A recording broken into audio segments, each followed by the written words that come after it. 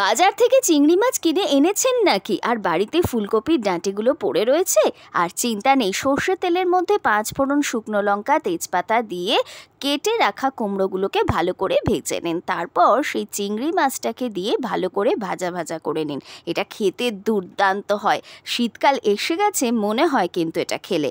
কুচি করা পেঁয়াজ, টমেটো, বেশ খানিকটা ধনেপাতা, এই সময় ধনেপাতার অনেক দাম, তাই ডাঁটিগুলোও ফেলবেন না কিন্তু।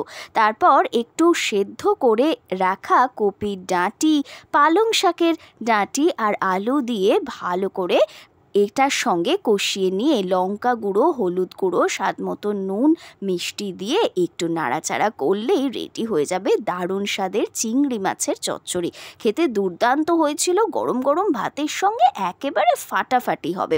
ভিডিওটা কেমন লাগলো আমাকে কমেন্ট করে জানাবেন, আর এই রান্নাটা একবার বাড়িতে করে দেখবেন। চ্যানেলটা সাবস্ক্রাইব করে